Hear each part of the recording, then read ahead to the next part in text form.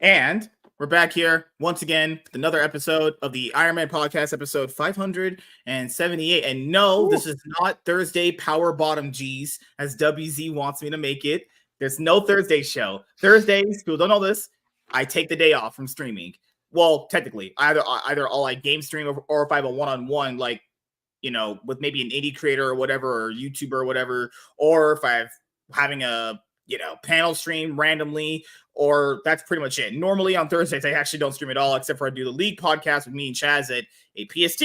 So yeah, this is not a regular occurrence thing to expect streams from me, at least for this show on Thursday, unless it's a, like I mentioned before, one-on-one, or the, you know, person, a panel of a special occasion like that Donald Trump one we had, which was actually pretty fun.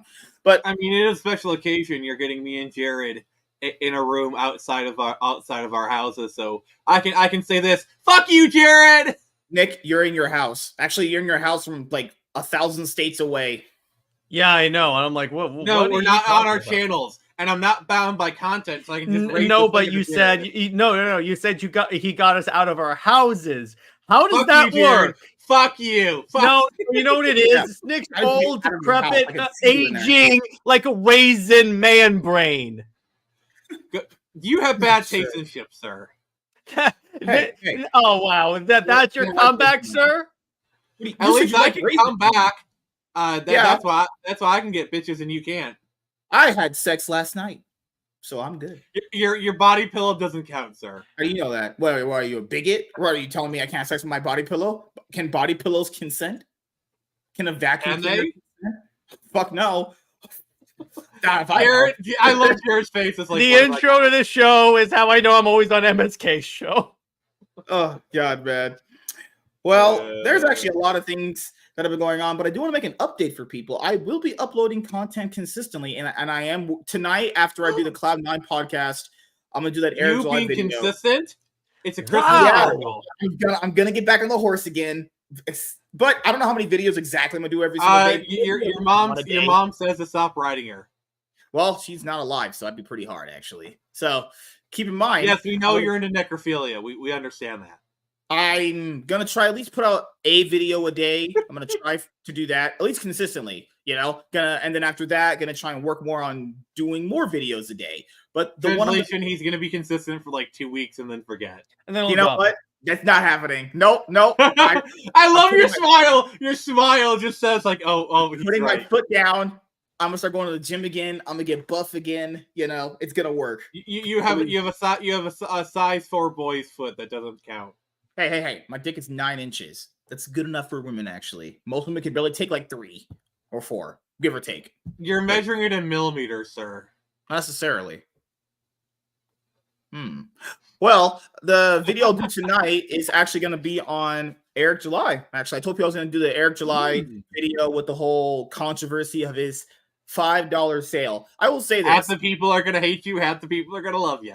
I'm cool with that. I just respond. Hey, to be fair, even if people hate me in the comment section of any of my videos, I always say, hey, thank you for commenting.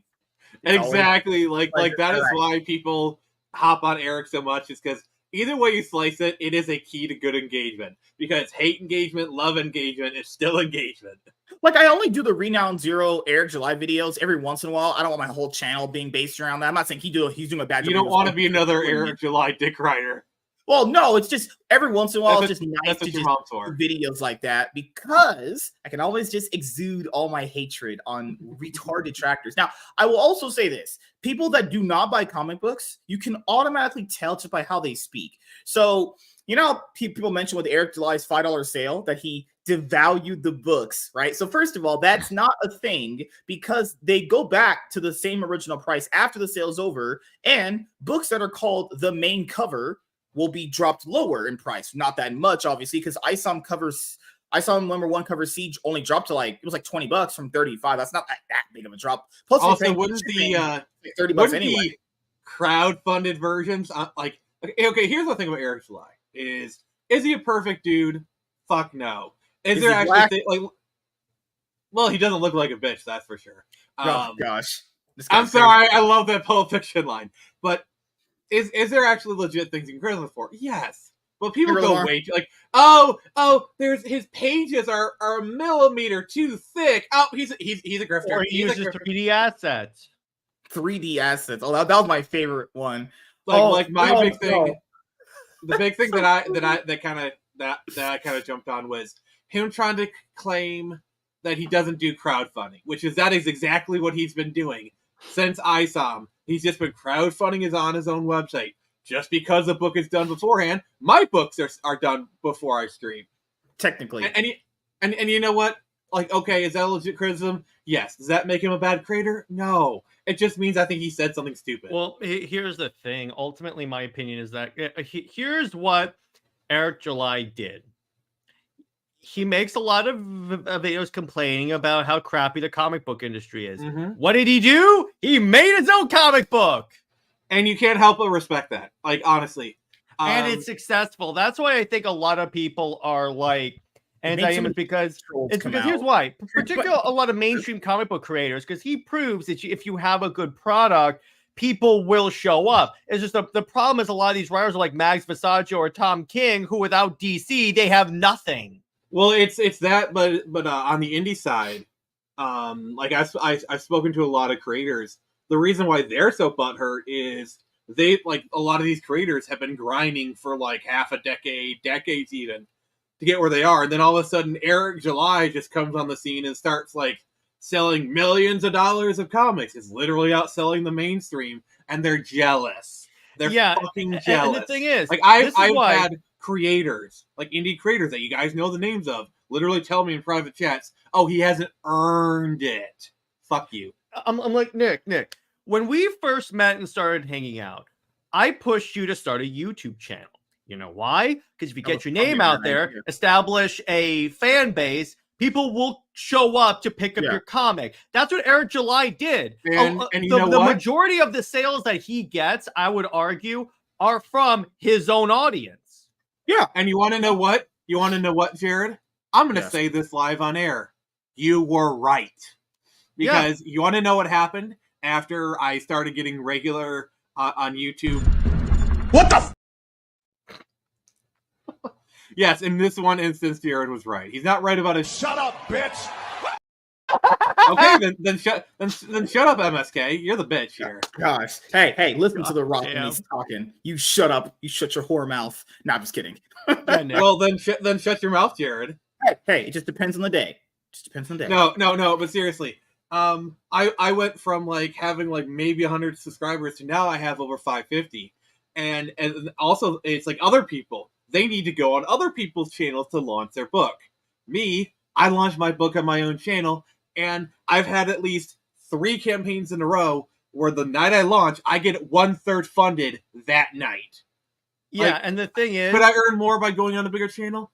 Yes. But the fact that on my channel I can get 1/3 funded on your within own 2 hours of launching, that's also had cool. It's like you also had Comicsgate, but that's another rabbit hole. Oh, I did my toes into Comicsgate, but then I realized that they're a bunch of idiots. So how far did you go in? How far did you get in there? I did not inhale. Let's just put it that way. I puffed, but I like that. So sorry. The other thing is like, it's like, Nick, we know a couple of people that are very anti-July, and we've been on streams with them. But the thing is, ultimately, see, here's the thing. A lot of it is jealousy, even on the YouTube side, because there are a lot of people that see like him get like a lot of views on his videos and have this massive platform that they don't have. And I'm like, you know what? That's the thing. When you don't invest in your marketing, let's say, because that's what YouTube is, particularly for indie comic book creators, it's their marketing arm. When you don't invest in that, no one picks up your books. But on the flip side, if you invest too much into your YouTube marketing and you forget to actually do the fucking book. Let me put it this way. Assuming you guys all know where I'm going with that. Yeah, exactly. But the thing is that's why a few of the people that Nick and I know was feeling a bit cyber froggy. Of course, a few of the people that Nick and I know that are very critical of Eric July. Like, I know why. It's just jealousy, bro. I know why. Well, this is the thing. It's in indies, because I've talked to a lot of them too. People got to factor in. Okay, so like, I would love if indie creators use YouTube for a big example. So this makes the most perfect sense. In YouTube, just in general, I don't agree with YouTube banning people and taking down people's channels. I don't agree with that. But just hypothetically, everyone Comics League, maybe debatably, because people have to factor in. You are responsible for your own success. That's just how YouTube inherently is designed to work, right? So if Jared's successful at something in a field that I want to be successful in, that doesn't mean that shouldn't deter me, nor should it stop you, because everyone can basically be successful on their own independently. That's like what indie comics is. Like Eric July being successful means nothing to anybody else, because indie comics is so much of a niche that it's so unknown to a lot of people that he might be doing well for himself, but that doesn't mean that you also can't do well in your own way. Don't people like Michael Bancroft? Doesn't he do well on his own? Don't you do well on your own? Yeah, like the thing is, I have so much respect for Bancroft. He kind of just does his own thing. Like he's Comicsgate. Like I kind of feel like he's like the Comicsgate that people wish Comicsgate was. Comics late, you mean? Well, I think Bancroft actually delivers his books, so there's a difference. Comics on time? That's the other thing. Say what you want about Eric July. At least when he gives you a date, you'll receive your book. It actually arrives instead of 3 years later. You would be surprised at how many people. I'm just being honest. Artists are weird people. They don't understand anything. Their logic. Oh my god! I have so many rants I could give you right now about like Nick. Remember, Jared has heard my rants about dealing with some on my channel. It's like here's the thing. The private. Some of the things I said about like dealing. Yeah, because am I crazy?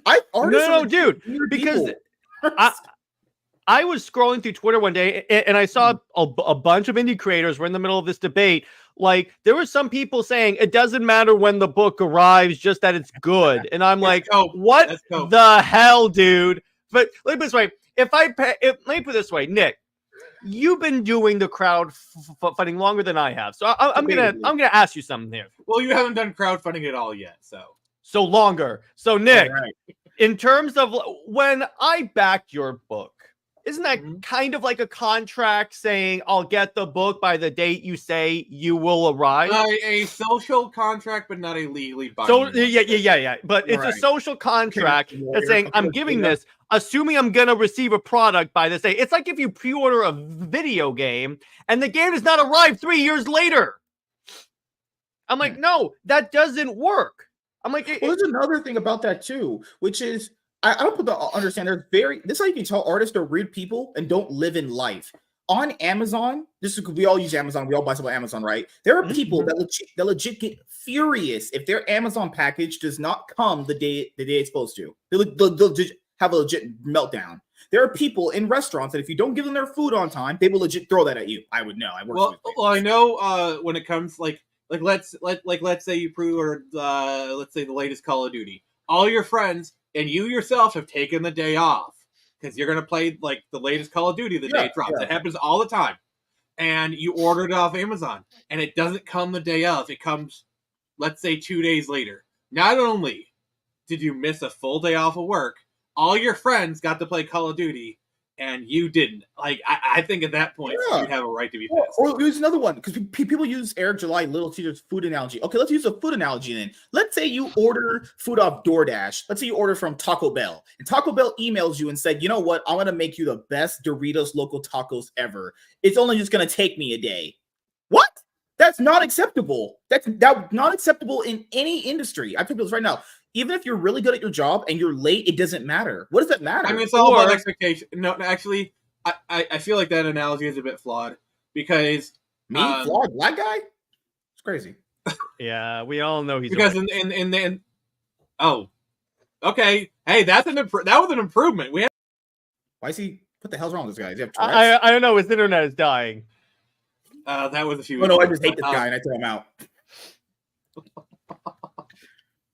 Oh, God. But the other thing is, Nick, it's like I have people. It's like there's an indie book I backed, and that I 3 years ago, still getting updates on saying that he's in the process. He's still penciling the book.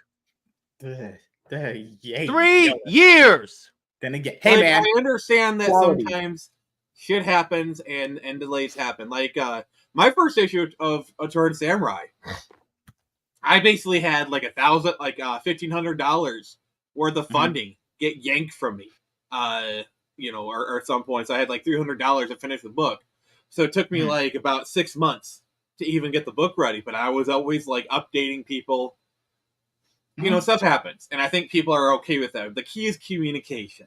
It's a, hey, this thing happened. Here's an update. Here's progress. I feel like some people can understand. Okay, stuff happens. You're communicating with us. You're at least prioritizing enough to make sure we know. We feel, like no normal person is okay with that. If it happens regularly, then yeah, some people might get pissed. Or in the Sun Poppers case, where he just like, oh, it'll be ready when it's ready. Like people do not want to hear it'll be ready when it's ready, because that is just that's another thing that average people there's an unspoken rule there. Like even like we all do this too. If we go to Walmart and we want to buy, I don't know, a bag of chips and it's not there, the person that we ask why the chips aren't there, I'm not trying to hear about why it's not there. I'm like, hey, this is not on the rack. Like, where's the shit at? Like I feel like indie creators gotta understand, you telling someone else your entire life story, they don't care. All they want is that book. So if that book's not in their hands or it's late, you gotta tell them why. Let's take the chip analogy. Let's take it a step further. Let's say you go to Walmart and you want Cool Ranch Doritos. You're so set on it. Cool Ranch Doritos are the best flavor. Fuck you. Cool Ranch are the best Doritos. How dare you? Cheese is the best. Cool Ranch. No. But you go there and Walmart is completely out of Cool Ranch Doritos. They say, oh, it'll take 2 weeks. You know what you're gonna do? You're gonna buy another flavor. You're either gonna get Lay's potato chips. You're just gonna get regular nacho cheese. But the point is, in this analogy, let's say the Cool Ranch Doritos is Cyberfrog, and Cool Ranch Doritos isn't available, so you buy the regular nacho cheese, which is ISOM. People will just go somewhere else, and that's the other thing that a lot of artists don't realize is, people have their money. Like let's say like, okay, I have this money and I can spend it now, and if I don't buy it now, it'll go towards something else the next day. Yeah, that's what people are. When you have money for something, you want to buy it right then and there. And then if you don't fulfill that desire of buying it right then and there, you just go spend it on something else that you want. That's just literally how average people are, because artists don't understand this at all. They're like, well, I obviously do a quality job, but I do believe someone can do a quality job in a reasonable time frame. The Marvel and DC artists have to do it. The people that they claim they love, people say they look up to these guys. All the guys you look up to all do it on time. Every month they do it. Some people, literally, both of you have comics in mind. Here's the thing. Jonathan Hickman is writing he's writing Ultimate Spider-Man. He's doing that new Wolverine story. He's doing Alien versus Avengers. He's doing like 3 other stories. He's writing like 20 stories. It's like EVS was the regular artist for Green Lantern, a book that released every month, and the art in there is superb. I do like that book. Like Lamar, what's up, man? He says, I'm cool people having issues with Eric. Like, yeah, people have issues with Eric. I don't care. There was one thing that he did that I didn't like at all, which was an Eric. I think you guys saw the post. He posted how much money they were spending in their warehouse. And I understand he wants to be transparent. I'm glad he doesn't do that anymore. I'll be honest here. I don't care how much money he's paying in an electric in a warehouse. I don't care. Like, hey, man, I don't care how much. It's a weird type of flex. I will. Yeah. Odd flex. Like, look how much I'm overpaying for electricity, guys. Aren't I smart? I was like, dude, I'm glad you're successful. I don't need to know how much you pay for electricity. I don't care, honestly. It's not. You gotta flex all that power. It's like okay, we get it. The Sasuke sisters left the light on every day for a month. We get it. Now they don't get medical benefits. Holy shit. It's like, it's fine. You're not gonna tell where you spend your money. Just make sure the books come out on time. Or dude, the other thing with people talking about like books being devalued, I want people to know that if you actually read comic books and you buy them a lot, like someone like me, I know you guys do too, you'll know when an average person is talking, they don't know anything what they're saying. Because how people say that's all of comics Twitter, MSK. That is literally the entire cesspool of what they them are idiots. I'm gonna launch a TED Talk right now. No. So this is how there is a curve. No. All right. Oh, fuck. I'm back. So there is a curve to how value works, and this is like everything, like comics, cars, video games. Yeah. When it comes out, it's the Mixed retail age. price, and then like shortly after, it drops in value. But after a certain amount of time, when it hits like the bottom, it starts to rise again. So what we're seeing is with Eric July's comics is they're out, they're getting to the bottom of the curve. I guarantee you, like some of those ISOM comics in like 5 to 10 years will rise in price. I'm not saying they're going to be $10,000 comics, but they'll probably. The words you just said there, might. People have to understand this is when you talk like that, people don't understand the words you're using is very important. Might rise in value. That doesn't mean it will. This is a might speculation thing. Oh no, MSK, it's a sure thing. Don't worry, it's a sure thing. And, I mean, I don't like speculation in comics. It ruined comics in the 90s, and I really don't like that indie. They're like, okay, this is the beef that I have with indies. They're trying to bring back early 90s comics in like the speculation, the artist forward. What they don't realize killed comics. Well, and I get that they want to bring, everyone wants to be the next Image Comics, but they don't realize is, and we talked about this on my show, how much of a perfect storm that was when that company was formed. That had issues too. Remember, like all the artists had their friends write the stories. It took like John Lasseter or was the other guy actually telling them, "Hey, we got to make sure this book comes out on time." It took a while for that to even get. Todd McFarlane was calling everyone saying, "Why am I the only one who's on time?" Yeah. Image was a perfect storm because in the early 90s, indies were really starting to boom because indie comics have existed since like the 60s, you know? Oh, yeah. Like there's actually a huge indie scene in the 80s. That's how we got into Turtles. But in the 90s, the direct market was really getting big. Comics were like at the height of their popularity when Image did it. And you had literally the top 5 talent in the industry who were at the peak of their popularity, their talent, their prowess. Rob Liefeld could have done a comic about a Campbell soup can and it would have sold 1 million. It would have sold 1 million copies. Yeah, because here's the thing. At that point, it's like again, the people forget that these were like, to Nick's point, the creme de. I mean, Jim Lee's X-Men #1 is the highest selling comic book of all time. Yeah. So what is it, like 5 million, 9 million copies or something? So they were going to bring an audience wherever they went. That's why when they first went to the DC offices, DC was like, "Thank you, comic gods. We got them. We're going to get all these sales." Later, Jim Lee would come to DC.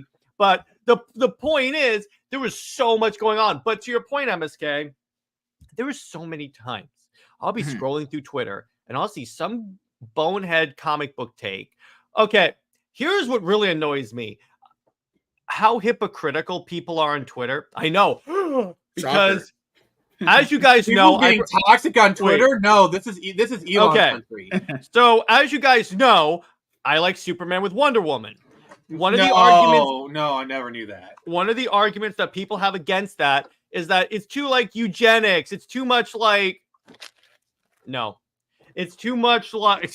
It's essentially they're like, oh, Lois is a regular person, so she grounds him, and Superman and Wonder Woman are just together so they can bang. You know. Wait. I'm not done yet, Nick.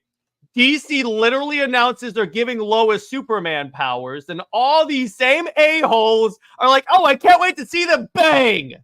You know who also grounds Superman? Wonder Woman, when she literally throws him to the ground.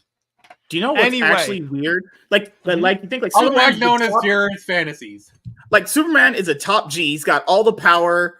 Oh He's God! a well-rounded guy. Oh God! He pays his bills on time. To be fair, if you're looking at it from a Chad point of view like me, why would he want some random bitch with no powers like Lois? Why not get a woman like Wonder Woman? Why would he want someone that constantly talks down to him? I know, but my point is, or Jared, it's like, did you know that Frank Miller is a Super Wonder shipper? Or it's like, I'll be going through. It's like when I was going through Twitter responses for the Tom King Wonder Woman book.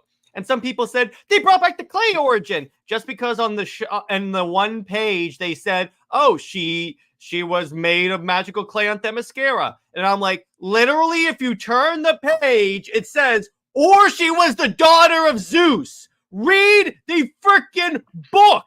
That never I happened. actually kind of like the Snyderverse version where they basically combined both versions. Mm-hmm. Where like she was made of clay, but it was Zeus's lightning that brought her to life. Actually, in the Snyderverse origin, the clay origin was what they told her, but it turns out it was the Zeus origin. Oh, you know the part where you said they didn't read? They didn't own the book. That's the part people. Well, yeah, they also pirated it. And they didn't pirate. I don't think they pirated it, dude. I think they saw an image, read it, posted a tweet, and started getting modern angry comics about it. discourse in general. Or you have a bunch of tourists who come into the space who don't read comics. They might see one image out of one panel out of context. They think supports their argument. Literally, the next panel they contradict it. You've seen that all the time. I don't even believe people even buy the books. I ask those people if they even own them. They'll be like, I'm not. You'll love this. So they did a book. So they're releasing a book that's like a compilation book of like homaging famous Wonder Woman covers. And the cover image is Wonder Woman essentially in the bathing suit costume. In other words, not the armored one. So immediately the Wonder Woman fandom was like, "Oh my gosh, they're bringing back the bathing suit." I'm like, it's an homage book of her past. You didn't read what you were celebrating. This is the one that's there. There's these big two. So like there was this one recently with the Eric July $5 sale. Oh my god! And people said, oh my god, what was the argument? It was basically devaluing their purchase. Okay, so we'll use a random run for example. The Superman, the story that Grant Morrison is going to use for the new Superman movie. I think it's All-Star Superman, right? So that had 13 issues, right? Okay, and then it's been reprinted, obviously in Absolute. It's been in a trade paperback. It just got a hardcover recently. It just had an absolute animated movie. Yeah, it literally had God, it just had an Absolute version come out like a week ago worth like 180 some odd bucks. I don't understand how stupid that sounds. Why don't you go tell DC that they just devalued your All-Star Superman run by reprinting it not only in a trade, a hardcover, an Absolute. Oh, guess what they also did for DC? They also reprinted it just last week in a compact comic book. These people don't understand. They don't understand the collectability because these versions. I'm gonna go out on a limb and say like the original versions you got from like the original crowdfund of like let's say ISOM #1 is different than the version that he's selling on his website now. Yeah. We'll talk about. Here's the thing too. First editions are always. It doesn't matter how many times you print a book. The first edition is always going to be the most valuable. Well, just Eric that. July could reprint ISOM 5 billion times. But that first edition is always going to be valuable. Not just that. He literally had a mass market cover. So obviously, if people missed the campaign, they could buy the book. And he made that one cheaper. So is that devaluing the entire book? This is how dumb people are. People know this because this is also something that Eric did that I didn't like that he corrected later on crowdfunds. Remember how he would reveal the mass cover after the special ones had been revealed? And then he stopped it because, like, obviously, a mass cover is going to always be there. People should probably see if they want the other ones first, which he corrected, which is fine. People don't understand. This is ISOM, for example. ISOM issue #1, cover C, is the mass print. Keep in mind what I just said there. Mass print. So if you invested in that to get a return on, you are beyond stupid, and I will never take money advice from you ever. You invested in a book that literally was titled the mass print. Cover A, cover B, and the channel member one were the ones that, if you get those are the special ones like Nick said. So those would have value because they're not reprintable. He's not reprinting them, and those are the ones that you could only get in this special occasion.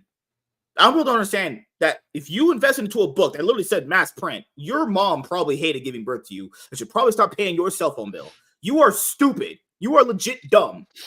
I'm just saying. Well, and if we're going to be people, and by the way, I bring this up a lot. You know, all those accounts that say blank loves comics, blank does that. They don't read the books. All they do is they just pick a random panel and just throw it up there for engagement. Or even better, dude, check their tweets. Scroll down on their tweets. None of their actual timeline is about comics. It's always about someone else's opinion about another comic book. You want to know the first time I noticed this shit was? Do you guys remember the Batgirl issue 40 cover controversy? What was that again? It was a variant cover of Batgirl #40, where it was a tribute to the Killing Joke. Oh, is that the Right. one where the Joker's behind her and she's doing that? No, I think I Yeah, she's like really scared. That caused so much controversy. It was a variant cover, and they eventually had to take it down. I think Yep. Mm-hmm. Okay. I remember at the time that someone like they did like, oh, I fixed it, where it's like it's her like leaning up, looking at him, completely just like ruins the whole intention. Remember that person that claimed they fixed that Jason Scott Campbell Mary Jane cover? Oh god, the artist fixing community. Have you noticed that that's died down because everyone has realized how stupid it is? Everyone's realized how stupid and disrespectful it is. If you have another take on an image, that's fine. That you're allowed to do that, but don't say I'm fixing it. Like you want to do a tribute cover? Like I have 2 different tribute covers on Screeching number 3 coming up. Those are fine. I'm doing them on my book, but the point is, I don't say I'm fixing the covers. They're called tribute covers for a reason. The other thing to bring up with people too is that if you have a problem with Eric July's $5 sale, you can never, by that logic, shop at a 99-cent store ever. Want to know how they get their products? Or how about you can never shop at the dollar bin at a comic book store? You can't go to Aldi's where all the Star Wars merch goes to die. All the Acolyte stuff's gonna be there soon. You said dollar comic bin thing, for example. How do you guys go through back issues or dollar comics that you go and sell? And people say, or even worse, some comic shops still have like 50-cent bins. Because, dude, all these people say, well, what if I wanted to sell on eBay? First of all, I know most of you aren't going to do that, so let's not even entertain that. I doubt most of you could even sell on eBay because I almost did it before, but I didn't want to. I've sold stuff on eBay. It's not that hard. But it's not hard. But do you think all these guys are doing it? That's not. No, they're not. No, they're not as smart as us. They're not as smart as us. What if I wanted to sell it? What's the? I don't care. First off, do you actually want to sell it, or are you just trying to make a weak point here? Yeah, because I don't make a weak point. I want people to understand if you're this mad about your comic books being devalued, by that logic, you would probably have to essentially tweet at Marvel and DC every week for them reprinting your comic books in trades, omnibuses, epic collections. Marvel literally reprints older comic books in epic collections. People don't know what that is. They're basically big giant trades of back issues for let's take it even further. Here's an epic collection right there. New X-Men. I like that one. I love it too. Let's take it even further. Facsimile editions. So let's say there's a facsimile edition of Amazing Fantasy 15. Does that devalue your copy? Here's the thing too. No. Look what I have. I have this 80 Years of Wonder Woman book that includes her first appearance and stuff. So I'm like, yeah, this does not devalue if you somehow have the original first appearance of Wonder Woman. That one will hold value, right? That would hold value. But if DC reprinted that like next week, that one is going to be but fuck all value, honestly. Mm-hmm. See, these people don't like. You can tell they're communists because they don't understand capitalism. Like you said it. You said it. I didn't. And that's the same thing I told people too. Unless you had ISOM number 1 cover A or B or that other collector one, it doesn't matter. Like if you thought value was gonna be in a mass print, holy shit, you are one that he literally calls mass print. That's how you can tell people don't read. They don't read. It's not possible. There's no way someone can be that dumb. Well, and to be fair, we use another example. People said, well, my $35 comic books are worth $5. Actually, people don't value it as a perceived thing. Nick has a vacuum cleaner right next to him. And if I said, Nick, I want to buy that vacuum cleaner off you. He goes, you know what? $20. I go 10. And you know what? I tell you, go fuck yourself. And then I meet him halfway at $10. That's I perceived that value to be there. Or I kick you in the nuts. Why are you getting aggressive with me? Why are you being hate crimes? That's all he does. That's all he just brings in random hate crimes. Good Lord. It's just I kick you in the nuts and then I say, hey, here's your $10. The problem is he's so old, if he kicks you in the nuts, his foot breaks. I think, yeah. The value I drink milk. This is the thing. Value goes up and down constantly. Like Pokemon cards, Yu-Gi-Oh! That's what speculating is. You're tracking the value of a comic. Or like imagine if they announce that ISOM gets a movie. Oh my god. Can you imagine like just the ISOM #1 is going to shoot up in value because that's what happens when comic books get made into a movie. Is the comic book shut up? You can like set your watch to it. Mm-hmm. Now there are sometimes that doesn't work out, like with She-Hulk, but that's besides. Sometimes it works out when there's rumors for years that Taylor Swift is going to be playing Dazzler in Deadpool, and then it never actually happens. So all the people who bought Dazzler in anticipation of it, I had like 2 or 3 occasions to buy like Dazzler #1 on the off chance it happened, and I never did. Oh my god, I am so glad I didn't. Hey man, that'll hold value. I want to put it here. I want to also understand that people said the $5 sale was a bad thing. The guy made $50,000 almost doing it. Actually, when you talk about how is that a bad thing?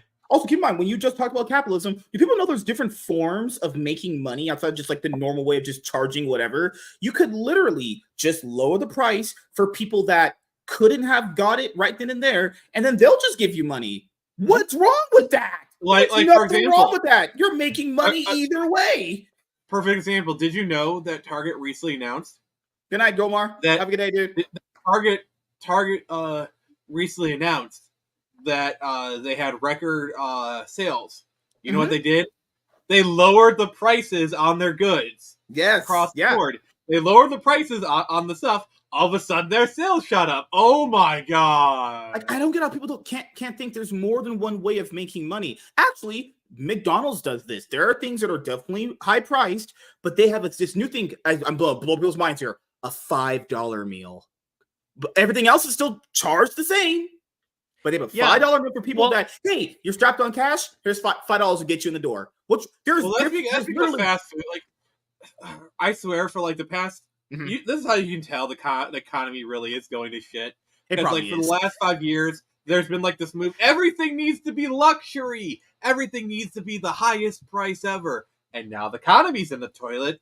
It's like, oh wait, McDonald's. Well, we need to make we actually have like we need people to actually afford this because when the price of a meal at McDonald's is literally the same as a lower to mid tier restaurant, most people are just going to go to the restaurant. And that's a problem that fast food found themselves in. And all of a sudden, now everyone's doing value menus again.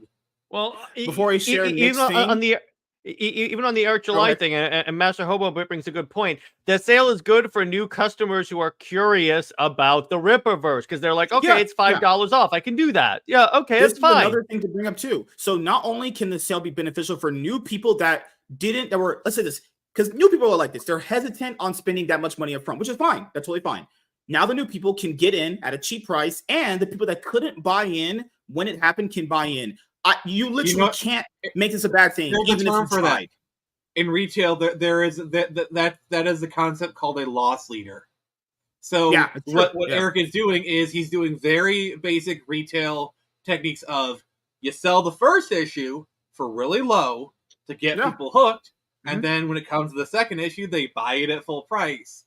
Oh my god! Eric July knows basic capitalism. Well, it's not only that. Let's say, like, because the only 2 books of his that I got were ISOM and Yaira. Let's say I wanted to get Alpha Core now. It's cheaper. I could just pick that up. Yeah. 40. They're $400 away from making $50,000. Good lord! And people said it was a failure. And this is perfect for people, who are like Alpha Core. It looks okay, but I'm not really into that concept. And for $40 for comic, I'm not willing to. So, but $5, fuck it. I'll just not eat a burrito today. It's literally for the price of a burrito, for the price of a hamburger.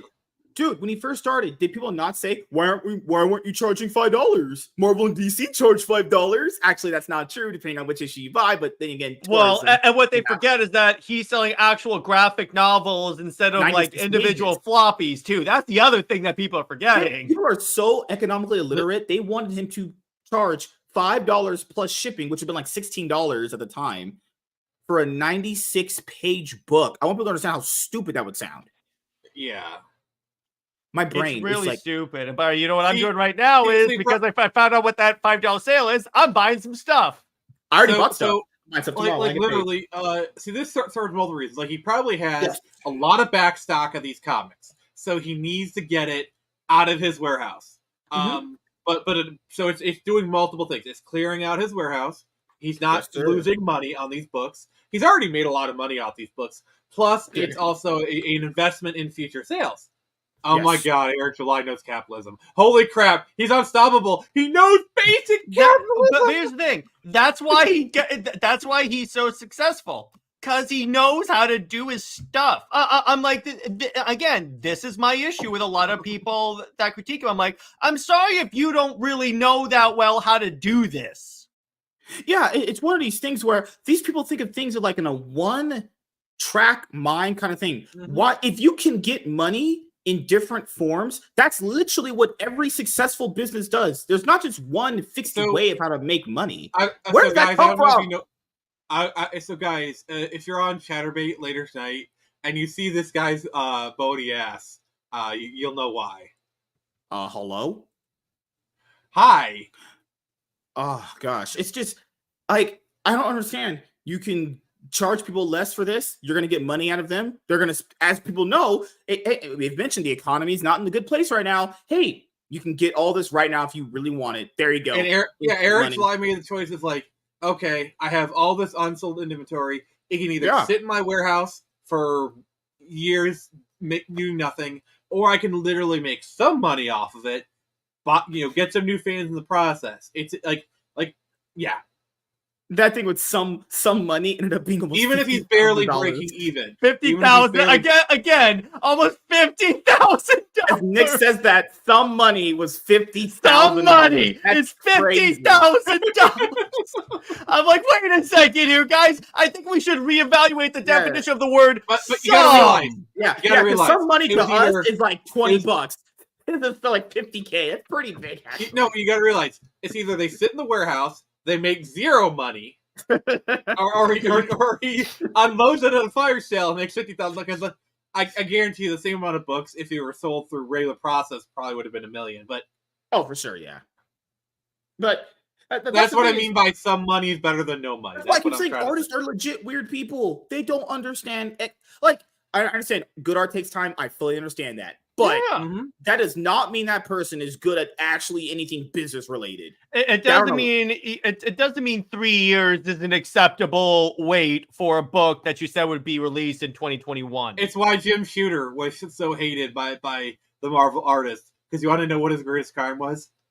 He made artists deliver their books on time. Yeah, he said, actually, if you want to work for Marvel, you have to accommodate our fans, because they're coming to us out of in a social contract saying, hey, if we give you our hard-earned money, will you deliver the product? Yes? Okay, I'll give you my hard-earned money. Yeah. It feels like people are treating these people like they're just investors. Like they're just random shareholders. Some people are, yeah. Like, some people are. Oh, even treating them as investors. Shareholders can just pull out.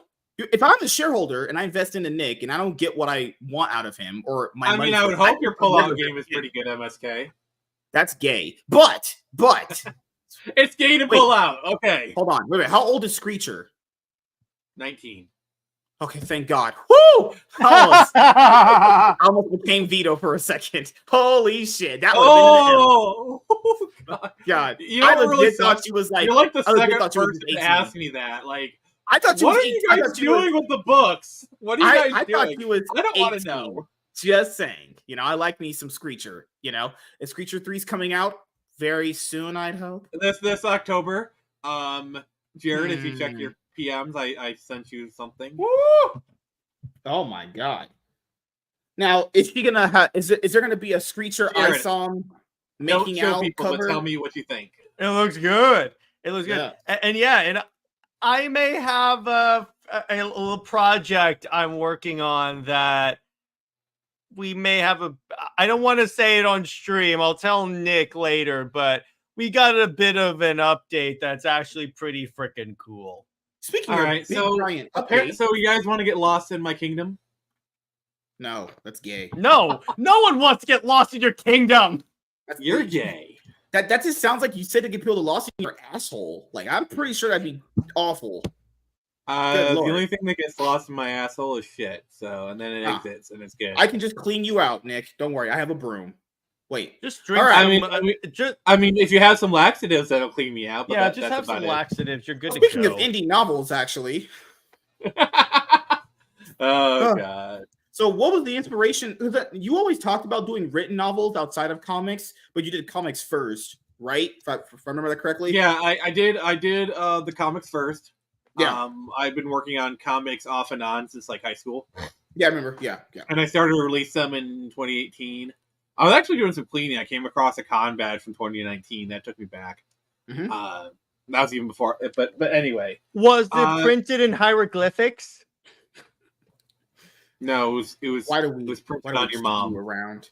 Mm-hmm, God. Good Lord! Is there a for hot girl entertainment? Really? Is there a hot girl in this book that gets banged out by a black guy? Written by Nick, so probably not. Oh God, he's white then doing it. I mean, there are hot girls in here for sure. Good enough. All right, Nick, but what made you want to just do the? What made you want to do the novel then? This time around. So I started this novel like probably 2018-ish. Mm-hmm. I worked on it off and on. Then I really started digging into it during COVID. Like that was like my thing I did during COVID is I wrote a fucking novel. So fuck you. But basically it's I've always kind of wanted to do like a cool sci-fi story. It's inspired by a lot of things, like obviously Star Wars, but more importantly, I wanted to kind of bridge like the sci-fi and fantasy. Like, you know how in the Thor movies, it looks very fantasy-esque, but they have, like, some sci-fi technology here or there. I thought that was kind of a cool concept. Or it's like Star Wars. Mm-hmm. Kind of. So, I don't know if you guys are aware, but in writing circles, there's this concept called the hero's journey. It's like a story format you see in, like, Star Wars and a lot of other things.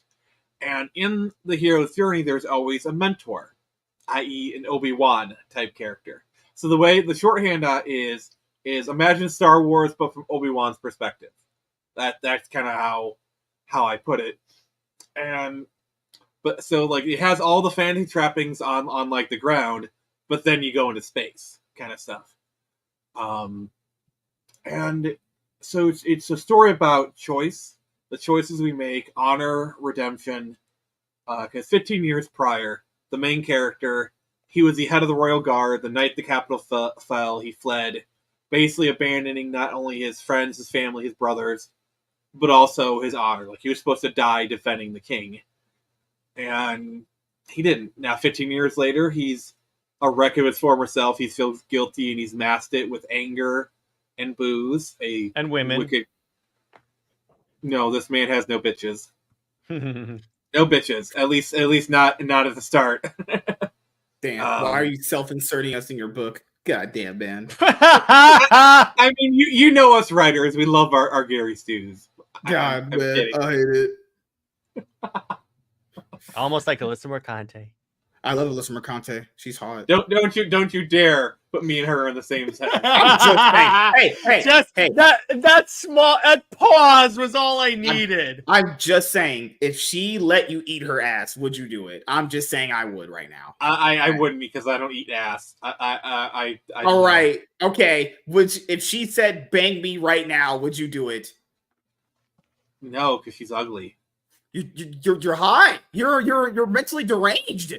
What's wrong with you? No shit. Yeah, fuck yeah, mentally deranged. I got a psych visits to prove it.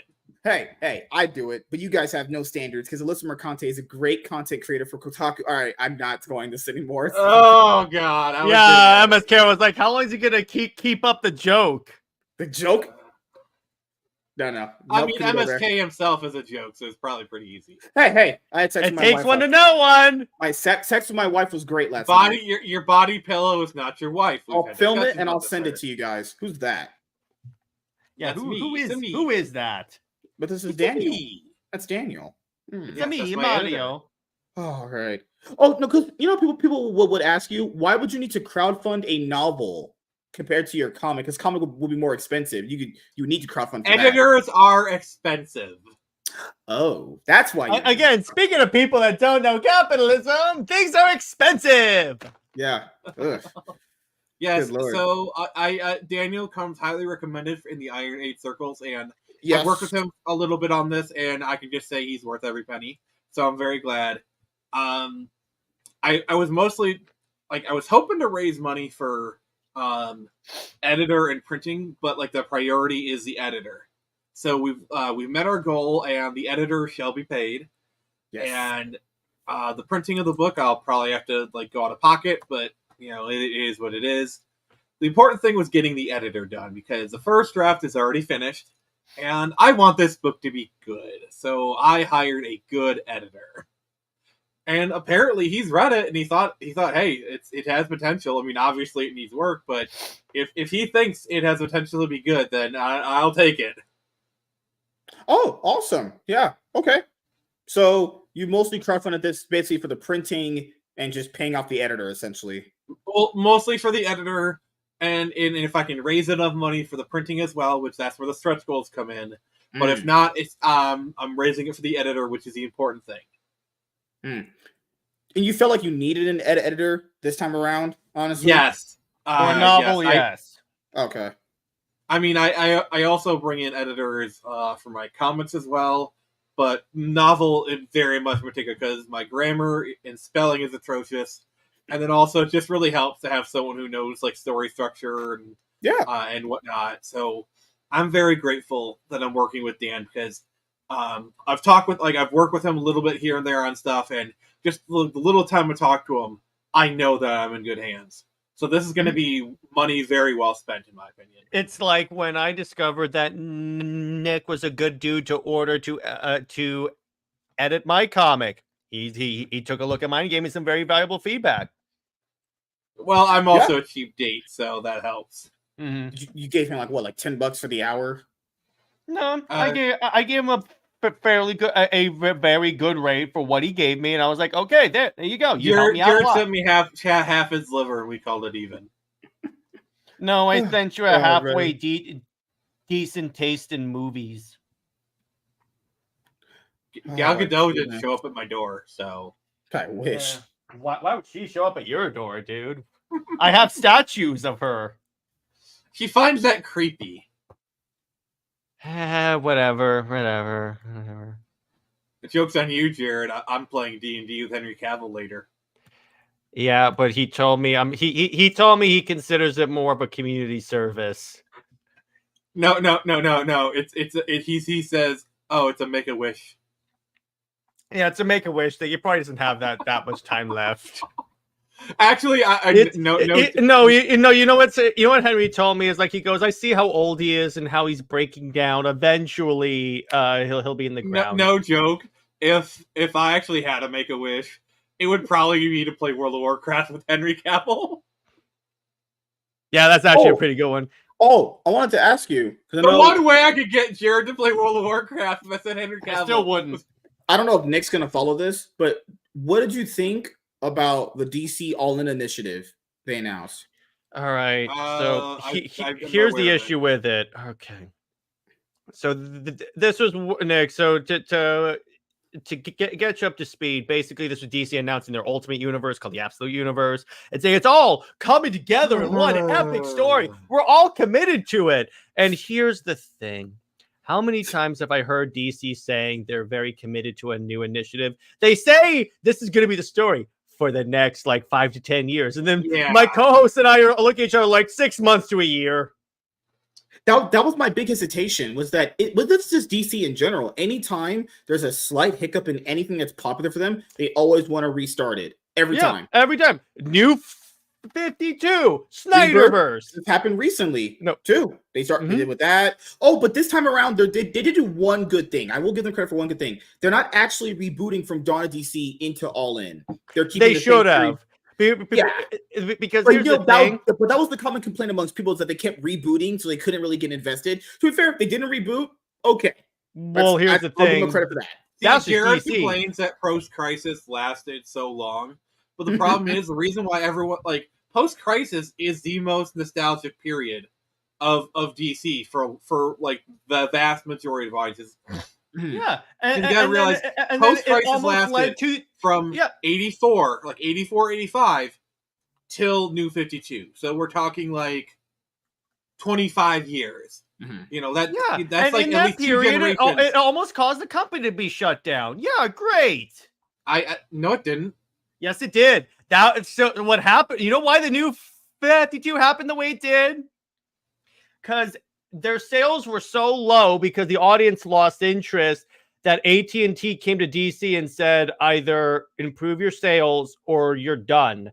So they rebooted with the new 52. And that's the thing, because a lot of people say, I wish they had ended, like, given the post-crisis world a conclusion. That would have been good. Don't get me wrong. They didn't have time. This is according to Dan DiDio, by the way. They didn't have time. They had to get the sales up somehow. And he's actually a pretty nice guy. Oh, yeah. He doll. But he said also the reason why they wanted to reboot also was to get rid of the marriage to Lois. And I'm like, yes! So, okay. I got to tell my own Dan DiDio story. Okay. So you know how Dan DiDio has like this reputation of hating Stephanie Brown? Jared, you've heard that, right? Yes. Stephanie Brown. So, Nick, spoiler alert. God. Spoilers. I'm just kidding. I already no, so Dan DiDio was at a con that I was doing like a year or so back. And I went there specifically to ask, like, I talked to him about Stephanie Brown. He's like, oh, this again. He was telling me how he actually fought for Stephanie and blah, blah, blah. So, yeah, I guess we can debunk that.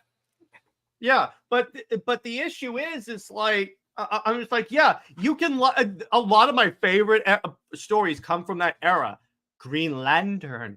But even I acknowledge it ultimately it wasn't good for the health of the company to a certain point. At a certain point, any initiative is going to overstay its welcome. If I can just say, Dan DiDio, now that I've actually met him, basically my opinion of him is like he had one bad idea, 5G, and that kind of like, we shouldn't let one bad idea ruin it, like tarnish his legacy. Well, yeah, and the thing about Dan DiDio is that he's what DC needs now.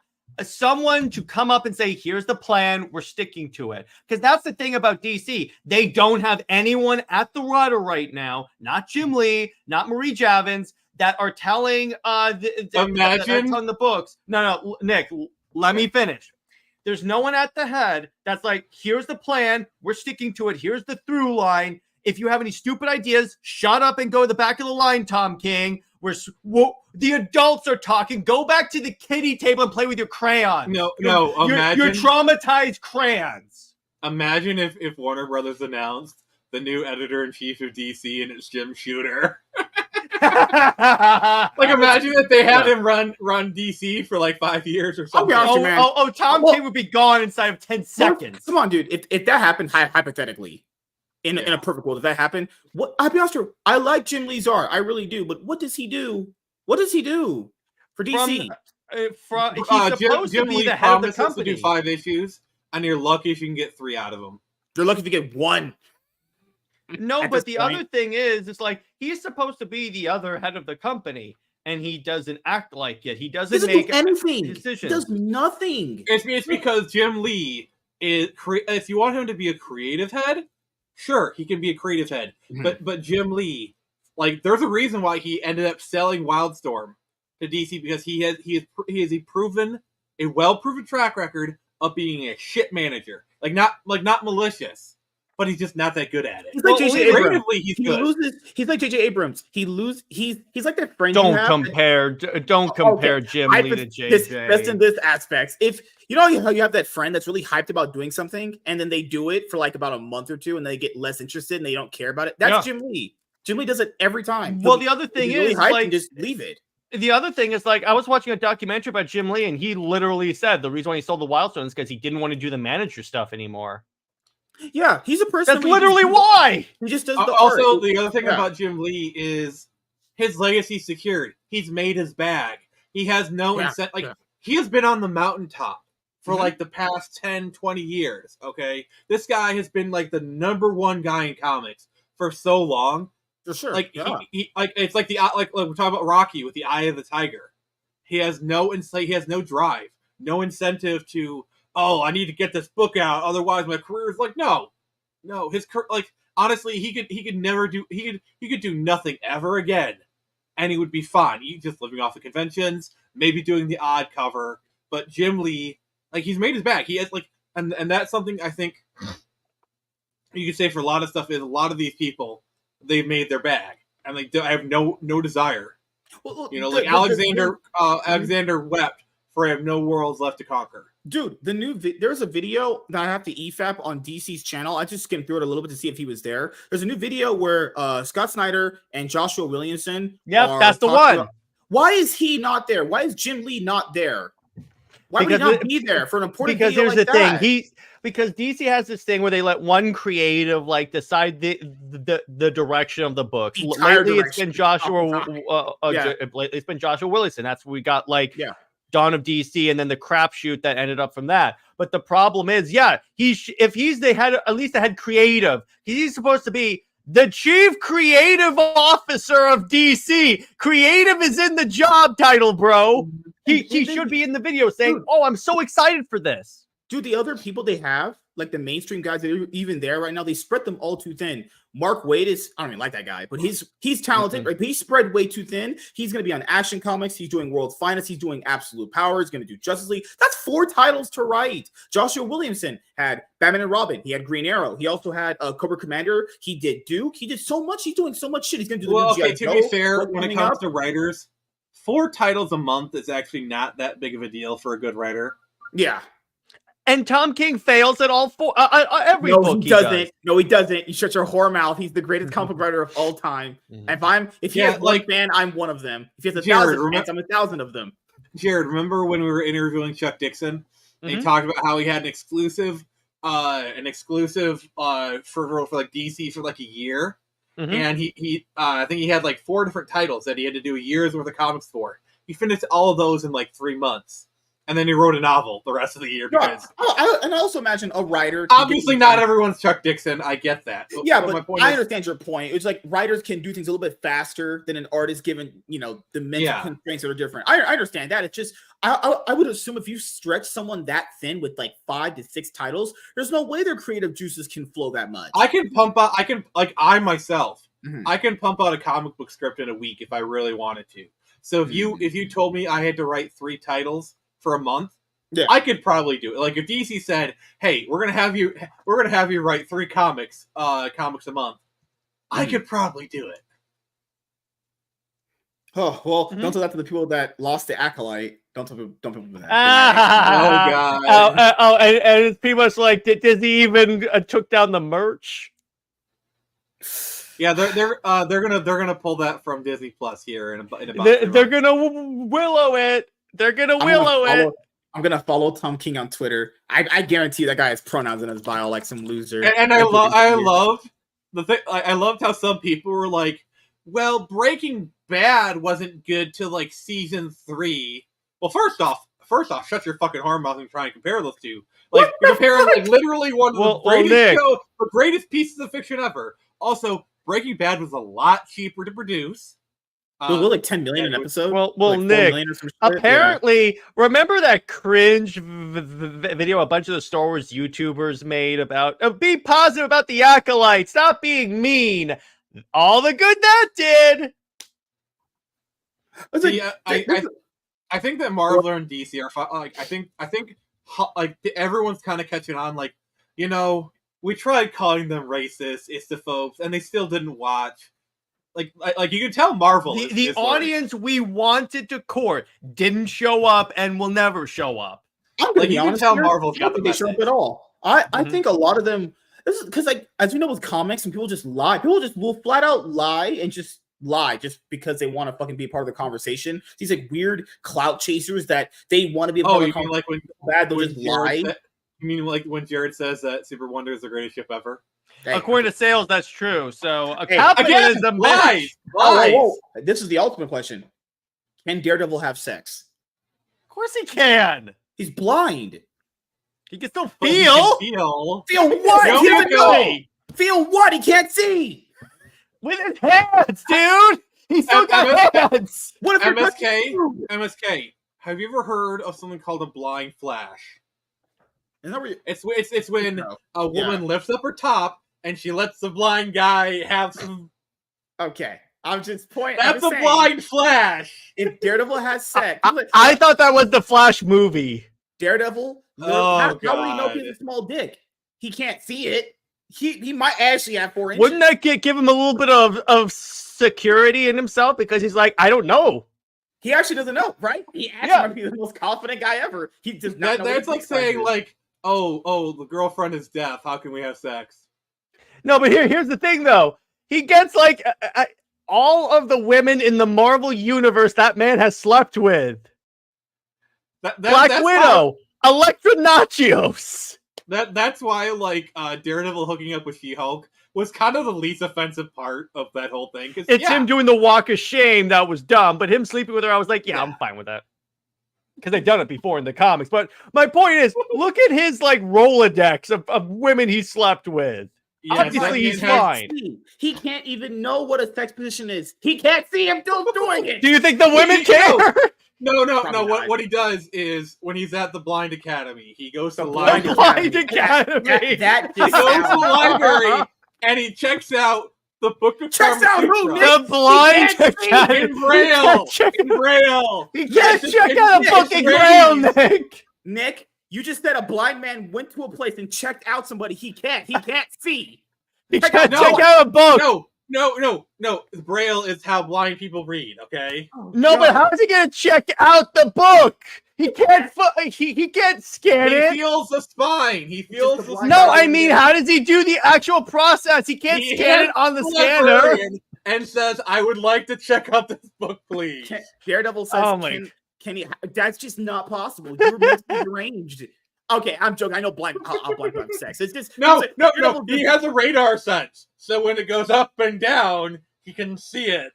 Like, would he by definition? The series goes so far. I think wouldn't he by definition hit the wrong hole? He can't see unless he's directly putting it exactly in there. He would. Well, when she screams wrong hole, then he knows. Oh Lord. But I love Daredevil. I love my Matt Murdock, but he cannot have sex properly. He's fucking blind. Yes, I don't believe people. Oh, I mean, that's ableist, MSK. That is very ableist, and you should be canceled. To be fair, Daredevil is like one of the best martial artists in the Marvel universe.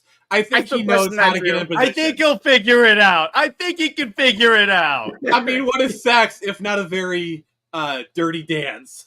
As you guys know right here, I've never been following the legend Tom King, but I'm going to make that happen today. There you go. Wait. Be careful, MSK, because if you're followed by the wrong people, he'll block you. Oh, it's crazy. He won't know me. It's like I'm blocked by Tom Taylor, and I've never had any interaction nor tagged the man. You've actually spoken somewhat good about him. I don't think Tom Taylor is gonna block a black man. That would be racist. Well, because I said I liked his Elseworlds books, but in terms of his in-continuity stuff, he sucks. Gosh. Oh, for Tom King's getting so much stuff. He's getting this Jenny Sparks. I was not interested. You know why? Because he's working at DC Studios. That's the other reason why to pray for DC Studios to fail so they can finally dump him. Yeah, James Gunn. Because he's the writer on Lantern. He's one of the writers on Lanterns. And by the way, Nick, do you know his experience with Green Lantern? In Heroes in Crisis, he had Hal Jordan go, "What even is willpower? I don't know." Or when he did basically a time traveling story where like Booster Gold essentially as a wedding gift to Batman went back in time and saved his parents so Batman can have a life where his parents didn't die. So it goes horribly wrong. And Hal Jordan just goes, "I wonder if enough willpower I could shoot myself in the head with my ring." Boosh.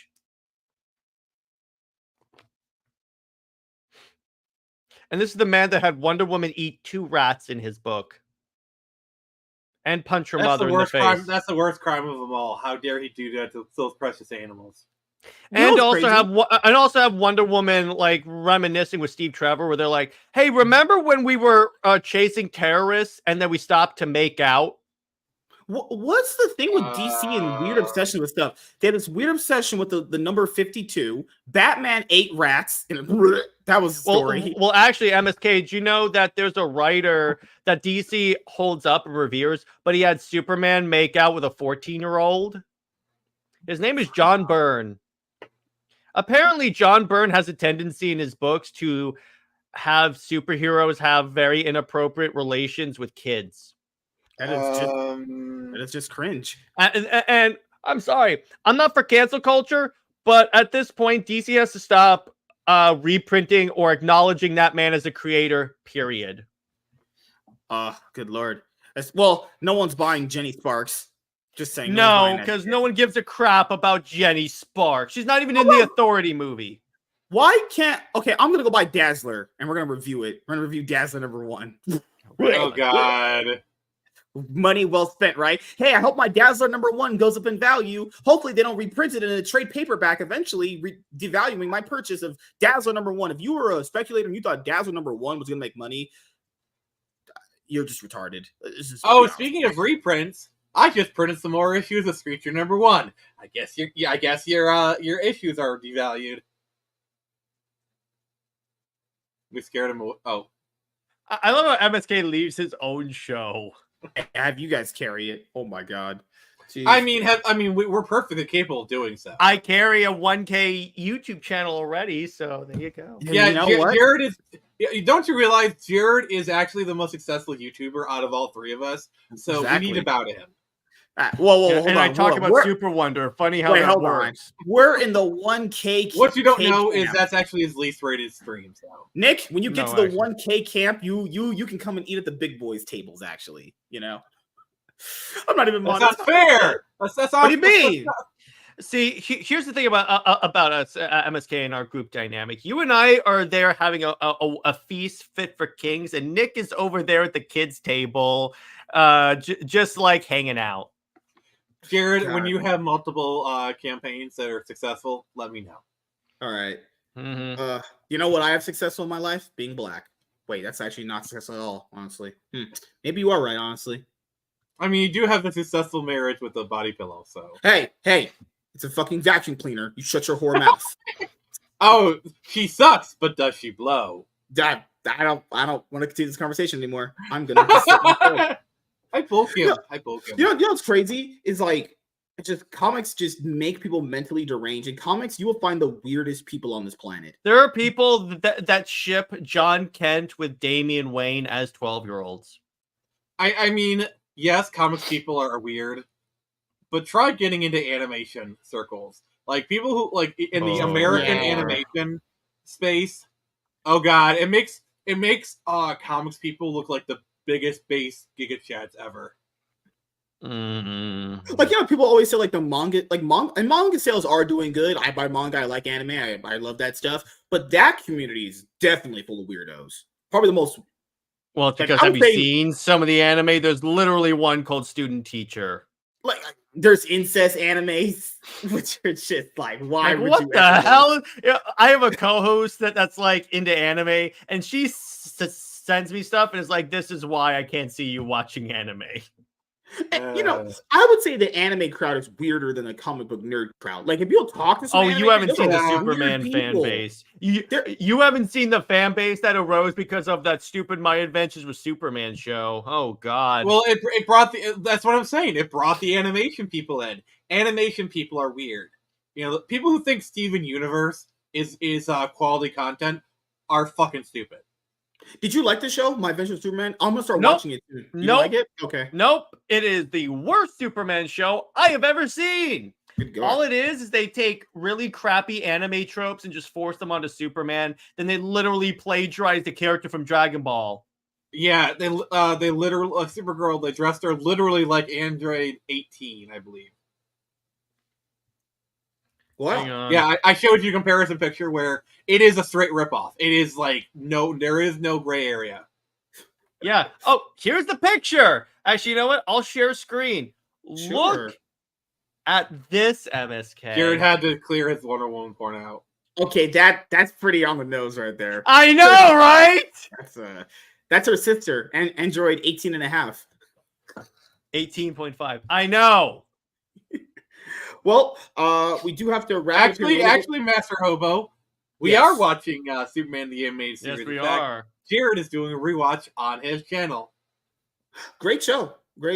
I'm gonna understand when it comes to like Batman animated series, Superman animated series. But I said not every single episode is good, but a good, like I've said, 90%. A good majority of them are really the aggregate average is so much higher than a lot of other shows. I would say 90%. As much as I loathe Bruce Timm, except for like him saying that Batman does not have as many female rogues. I'm like, what the hell are you smoking, Mr. I took credit for Batman the Animated Series? That dude went to the bar and drank too much White Claws and then did an interview. I'm like, wait a second. Oh, well, here's the thing. He does. You just don't use them. Yeah, it's crazy. He was there when him and Paul Dini created. Where's Roxy Rocket? Didn't this guy help? That's my problem. I'm like, don't change characters. If you think that Batman does not have enough female characters, either create one. He did. You did, and actually, then he put you in the show, or use an already existing character that exists now that doesn't get used. Like, for example, Harley Quinn was created for the show. Obviously, we know all about that. But someone like Roxy Rocket, who, to be honest, I feel like Roxy is better as a Superman villain, but that's my point. Didn't they create that chick that has dwarfism? Yeah. That's like one of the best episodes of the series, too. It's really good. Yeah, like listen, we know they can create stuff. They just don't do it. They're just lazy. They're just lazy pieces of shit. That's what they are. For a dude, he's like, Batman doesn't really have good villains. It's like, what kind of take is that? Bruce Timm is lazy? Gasp! It's crazy. I mean, it's not like that Batman has like one of the most iconic rogues gallery in comics. The only character who even that he contributed to. Oh, and by the way, the only character who comes close to matching him is Spider-Man when it comes to iconic rogues gallery. Well, it's kind of funny. I was watching another YouTube video, and someone said, look at Paul Dini's creative projects since leaving BTS, and look at Bruce Timm's. Bruce Timm's, it's like Batman, Harley Quinn, The Killing Joke, all the ones that people hate. And look at Paul Dini, the freaking Arkham universe. Yeah. I should tell you that. Yeah, the one last thing we'll tackle here just for a little bit. I'll probably just do a video on this anyway because as I prefer, I'm doing it. I'm being consistent. You know, people have mentioned that Amaranth lost her million sub ASMR channel. I will say this. I might not like what she does holistically to a certain extent. I like some big asses and big titties, but I don't think she should have her YouTube channel taken down. I think that's a little unfair, though. I don't like what she does, but if you ever listen to her like actually speak on a podcast, yeah, she's smart. Yeah. The woman is very smart. I don't like her. I do not like the lady. She's kind of a piece of shit. But if you actually listen to her like speak about her, about like, she has a very good mind for business. Oh, for sure. Yeah. Like, she has a oh my god, Amaranth has a better mind for business than Ethan Van Sciver. I will say that people were like, man, her channel should get taken down. She's doing all this content. It's like, why would I champion someone losing hard work and content they've put in? I'll never watch it. I'll never support it. As long as it doesn't go against terms of service, they have no reason to remove her. Yeah. Yeah, and that's the thing is like, hey, like, I don't want to be that guy, but I kind of am. People pay for sex. It's just what it is. Yeah, people on the internet are degenerate and they're weird. But then again, have people tried meeting women in real life? Have you tried meeting modern women, actually? Let's be perfectly honest, okay? If there's a market for it, the stuff that Amaranth does on Twitch is exceedingly tame in the grand scheme of things. Like, let's calm our tits and just like okay, she shakes her ass. Excellent word choice, Nick. Excellent word choice. like she wears her really clothing, gets herself into positions. Like you go watch MSK's stream on Chatterbait, you'll see a lot worse things. Hell yeah, I love it. No, it's just, you know how people always say, let the audience dictate where they spend their money. If that's where they spend their money at, I'm not about, like, money is already hard to come by. People already work really hard for it. Let them spend it however they want to spend. If you want to, I do have a topic I want to bring up after this. Yeah, you're fine. It's just, I don't know. That just doesn't sit. I mean, if you don't like her, that's fine. But to champion her losing her YouTube channel is pretty gay. I'm just saying, that's not. Yeah, cool, you know. I don't like her. I don't watch her content. But I'm not saying she should lose her shirt if she's not doing anything illegal or scummy, which she's clearly not. Well, yeah. Well, what else do you want to talk about before we go? I got about 10 minutes. So, I want to talk about, like, what's your opinion? I'm just going to rip off the Band-Aid. What's your opinion on the Bo DeMayo situation? Okay. I'll be honest here. I haven't watched X-Men 97 yet. I plan on doing what Jared does, watching the seasons in order to review them for X-Men series. It's good. I don't know, honestly. I think, okay, there's two different ways to tackle it. you know how he made a good show for a lot of people? To be fair, I will definitely say this. Him making a good show for people would inherently, even if he did do a bad thing, would blind them to thinking he might be a good person, though. Just you know, yeah, because they would be that happens all the time. Yeah, people think like, oh, because that guy made a really good popular thing that would automatically make him a good person. That's how we got Joss Whedon, popular celebrities, right? Then again, we do know that Disney, like just recently, Disney tried to get out of some dude's like wife dying because she subscribed to Disney Plus. Like, I wouldn't trust them either. You know, so I don't know, honestly. My thing is, everything is hearsay. Okay. Yeah. There is no official confirmation. We have like a Reddit post, like, oh, I have some people that say he was bad to work with, and also, also the Witcher people, the Witcher showrunners. Their work doesn't mean shit because like they tried to trash talk Henry Cavill. Mm-hmm. So if they say he was bad, I don't believe a word they say because they have a history of lying. That person you were interacting with, remember? Their pasty white asses off of. Dude, that person you were interacting with, you asked him, hey, do you have any proof? Because the thread that we were interacting with, because people were saying some dumb shit about me, and I'm like, okay, you didn't prove anything. All I know is I saw pronouns in your bio, so I know your opinion don't mean shit. He literally told us in that tweet to our faces that, well, I heard this is what my friend went through, and this is what I'm saying. So okay, so not you that went through it, not your. That's all it is. That's all it is. It's all like, oh, he feels icky. He feels like, oh, he comes across. It's all feeling, and I want it. And I'm just and I said this on Twitter. And someone called me out, and I answered it. If it comes out that Beau DeMayo is a shitbag, I will denounce him. I said that on Twitter, and I'm saying it here.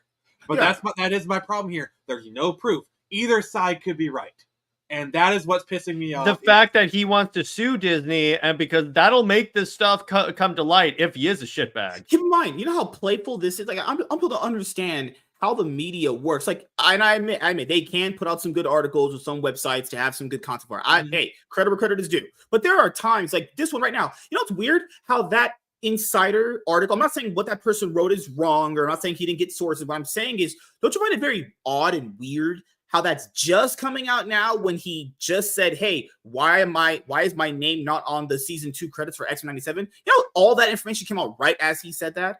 Mm-hmm. If he was such a bad person, why wasn't this information revealed before? Also, you notice how originally when they left, they were like, okay, he wrote all of season 2 and he had planned season 3. We're going to honor his word. And they're like, oh, we're changing the outfit. We're going with the Grant Morrison run, an entirely different era of X-Men. X-Men 97. Even though they set that up in the show, so that's what I'm going to tell you there. I don't agree with that, but here's the ultimate thing. Okay. Let's say Beau DeMayo's guilty. Okay, let's pretend. There is nothing that Beau did that compares to being the assistant to Harvey Weinstein.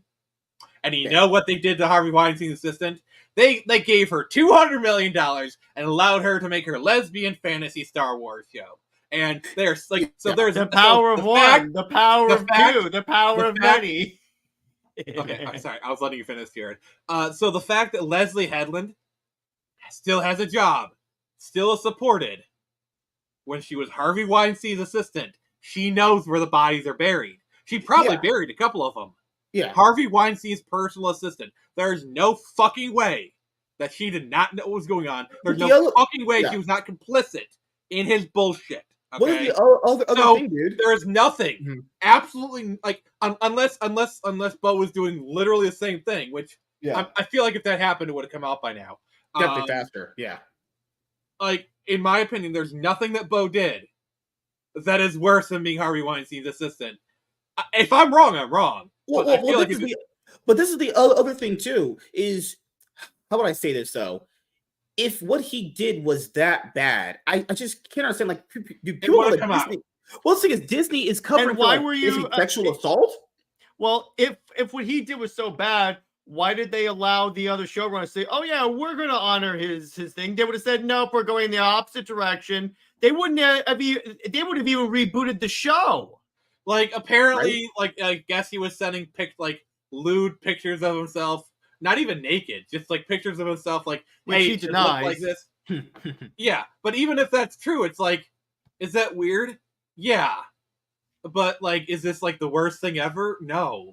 Well, here's the thing. It's like I tend to not believe Disney when they say someone did something reprehensible when they literally called Gina Carano reprehensible for nothing. Could Bo be masking the truth and trying to downplay stuff? Yeah. Sure.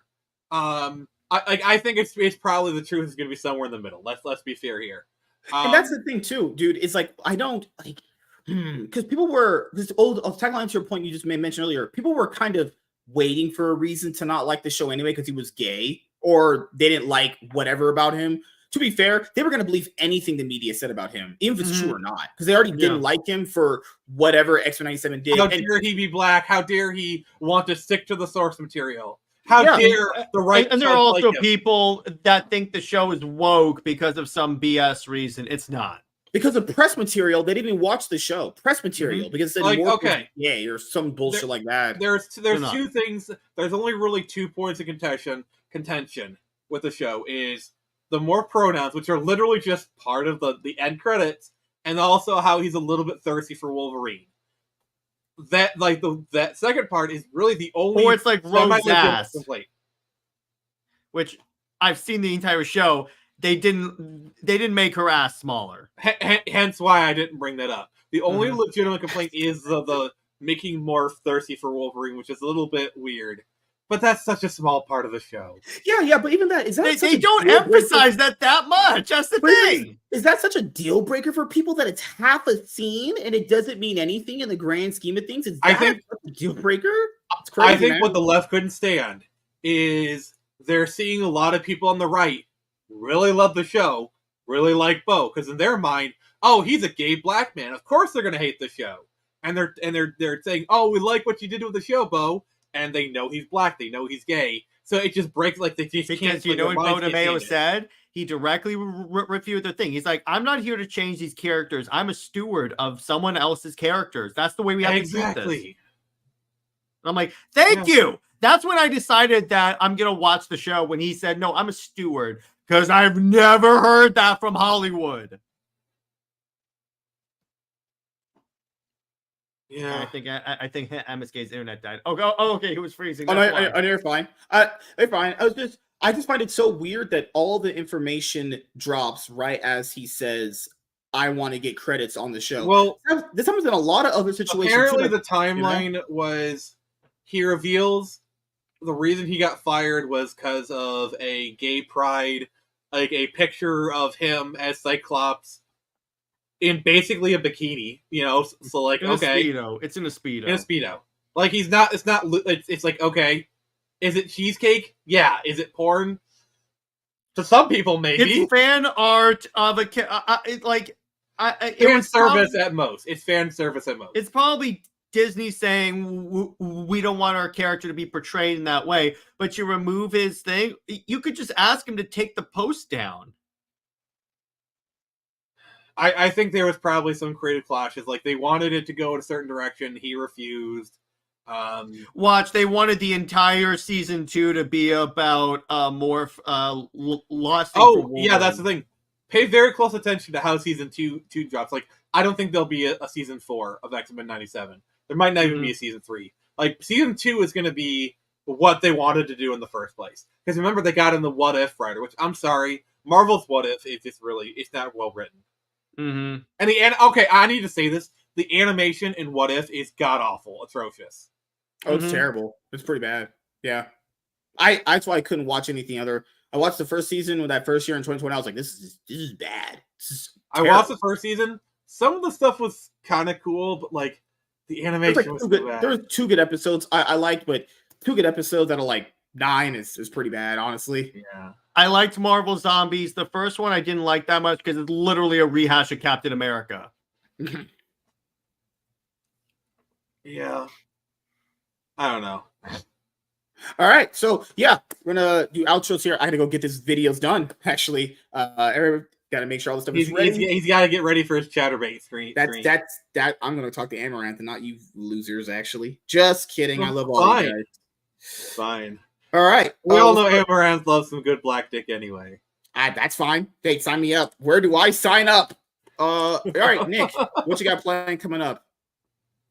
All right, so tomorrow I'm doing the Friday Night Frenzy with this ugly dude up there. We're talking about like special effects and why movies from 20, 30 years ago look better than stuff coming out now, like stuff like Jurassic Park, Transformers, and, comparing it to like Thor: Love and Thunder and all that crap. Saturday, I'll be streaming Doom 2016, playing it very, very badly. As you normally play games? I beat Tomb Raider in 2 streams. Fuck off. Yeah, well, how long did it take you to beat Sonic Adventure 2? I didn't beat Sonic Adventure 2. Yeah, because you wussed out. And you abused your chows. All right, well, yeah, that's what you kicked the baby. I love MSK's look like, what the fuck are these two talking about? Hello? All right. Hi!